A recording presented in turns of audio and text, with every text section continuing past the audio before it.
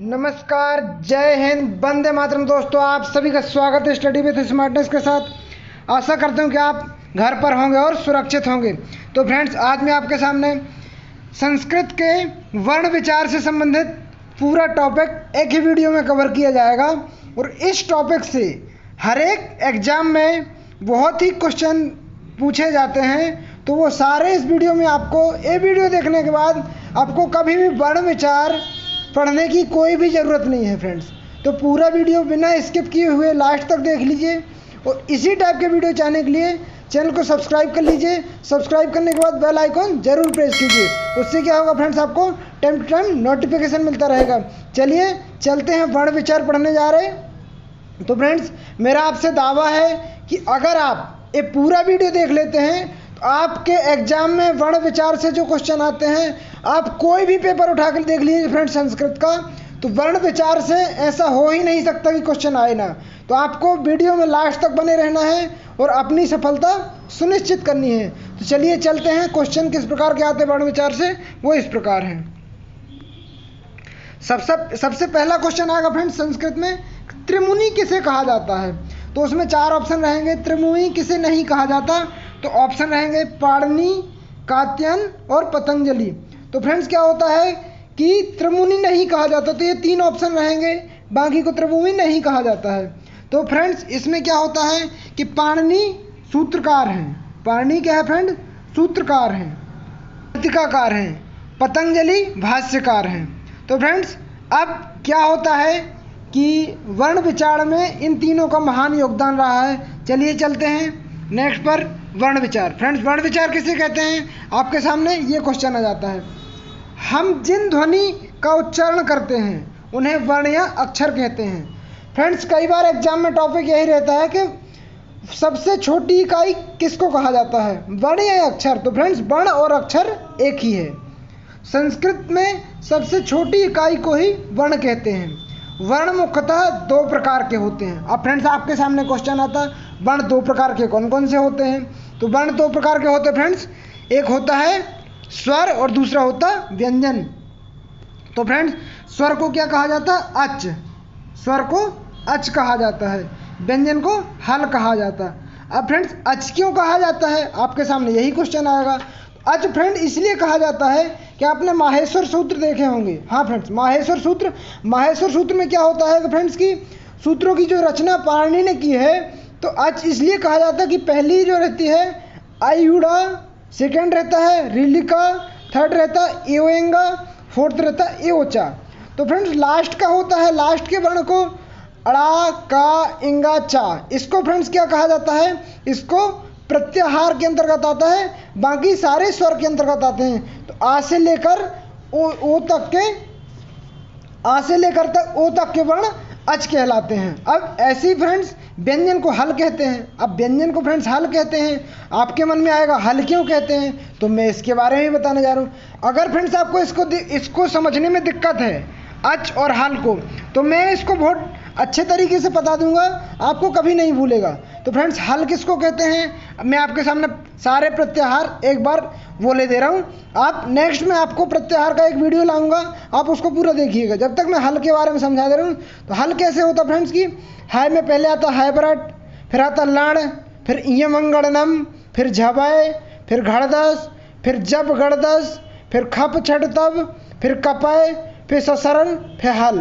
तो फ्रेंड्स, ये शुरू से लास्ट तक, मतलब स्टार्टिंग कहाँ से हुई, हैबरट से, लास्ट कहाँ गया फ्रेंड्स, हल में। लास्ट मतलब यहाँ पर हैबरट लास्ट सल में गया।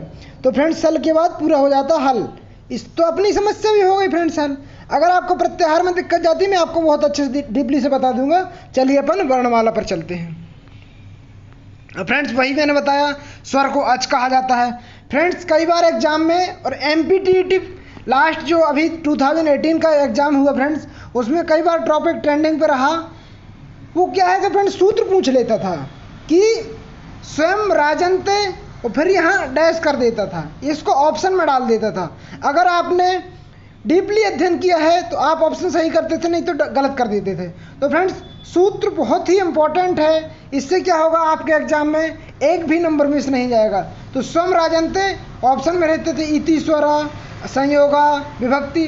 अगर आपको ट्रस्ट नहीं है तो आप एक बार जाके वर्ग 2 का पेपर एनालिसिस कीजिए, आपको वहाँ से पता चल जाएगा कि संस्कृत में इसी टाइप के क्वेश्चन आते हैं।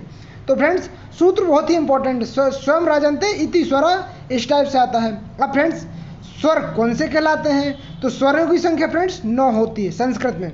हिंदी में फ्रेंड्स स्वरों की संख्या 13 होती है, लेकिन संस्कृत में स्वरों की संख्या 9 होती है। वो कौन कौन से हैं? आ, ई, उ, री, ली, ए, ओ, औ। ये फ्रेंड्स संस्कृत में स्वरों की संख्या। अगर डायरेक्टली क्वेश्चन आएगा संस्कृत में अच कितने होते हैं, तो आपको फ्रेंड्स 9 ही टिक करना है, क्योंकि ये पूरा एनसीईआरटी के अकॉर्डिंग है। अब मूल स्वर कितने होते हैं फ्रेंड्स आपके सामने? तो मूल स्वर फ्रेंड्स 5 होते हैं। कई बार टॉपिक ट्रेंडिंग पर रहता है फ्रेंड्स कि संस्कृत में मूल स्वरों की संख्या कितनी रहती है। तो फ्रेंड्स संस्कृत में मूल स्वरों की संख्या 5 रहती है। 5 कौन कौन सी? आ, ई, उ, री, ली। अब संयुक्त स्वर कौन से होते हैं फ्रेंड्स? संयुक्त स्वर 4 होते हैं। 4 कौन कौन से?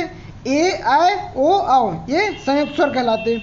अब फ्रेंड्स स्वर के भेद कितने प्रकार के होते हैं? अब स्वर के भेद फ्रेंड्स 3 प्रकार के होते हैं, मैं आपको वो भी बताने जा रहा हूँ। ह्रस्व स्वर, दीर्घ स्वर और प्लुप्त स्वर। स्वर के भेद फ्रेंड्स 3 है। पहला ह्रस्व स्वर, दीर्घ स्वर और प्लुप्त स्वर। फ्रेंड्स मैं इनके बारे में आपको डिस्क्राइब कर देता हूँ। जिन स्वरों के उच्चारण में एक मात्रा का समय लगे उन्हें ह्रस्व स्वर कहते हैं। हाँ फ्रेंड, जिनमें बहुत ही कम समय लगे, एक मात्रा लगे, उनको ह्रस्व स्वर कहा जाता है। फ्रेंड्स आप शब्दों पे मत ध्यान दीजिएगा, क्योंकि शब्द संस्कृत के हैं तो हिंदी में लिखने में बहुत प्रॉब्लम जा रही है, इसलिए आप शब्दों को देखिए। आपको एग्जाम क्लियर करना फ्रेंड्स, कमी नहीं देखना है आपको। मैं ज़्यादा से ज़्यादा डीपली नॉलेज देने की कोशिश करूँगा जो पूरा एग्जाम में आएगा। ह्रस्व स्वर, तो फ्रेंड्स ह्रस्व स्वर कौन से कहलाते हैं? आ, ई, उ, री, ली। आ, ई, उ, री, ली, मतलब मूल स्वर को ही ह्रस्व स्वर कहते हैं। अब फ्रेंड्स दीर्घ स्वर कौन से कहता है? दीर्घ स्वर फ्रेंड्स जो बड़े अक्षर होते हैं, बड़ा मतलब बड़ा आम का रहता है, जैसे अब बड़ी ई इमली की रहती है, इस टाइप से रहती है। तो फ्रेंड्स मैं आपको एक एक से बता दे रहा हूँ। आ, ई, उ, उल्लू वाला, ऋषि वाला, ए, ओ, ए, ऐ। तो फ्रेंड्स ये दीर्घ स्वर। अब प्लुप्त स्वर कौन किसे? दीर्घ स्वर की परिभाषा में बता दे रहा हूँ। जिन स्वरों के उच्चारण में 2 मात्रा का समय लगे वे दीर्घ स्वर कहे जाते हैं। चलते हैं प्लुप्त स्वर की ओर। जिन स्वरों के उच्चारण में 2 मात्रा से अधिक 3 मात्रा का समय लगे उन्हें प्लुप्त स्वर कहा जाता है, मतलब 3 मात्रा लगेगी। चलते हैं नेक्स्ट पर। आई होप फ्रेंड्स आपको ये समझ में आ गया होगा। तो फ्रेंड्स आप इसी टाइप के वीडियो चाहते हैं तो चैनल को प्लीज़ लाइक, सब्सक्राइब, शेयर करना बिल्कुल भी ना भूलें। अब व्यंजन क्या कहलाते हैं फ्रेंड? आपके सामने व्यंजन या हलवर्ण आता है।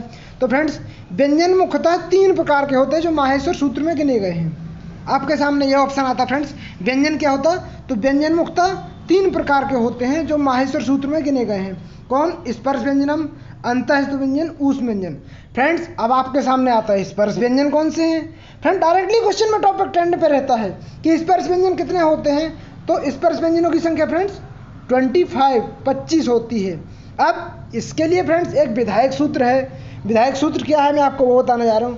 काद्यो मावसानाम स्पर्श व्यंजनम अस्ति, मतलब का से लेकर के माँ तक के वर्ण स्पर्श व्यंजन कहलाते हैं। अब अंतःस्थ व्यंजन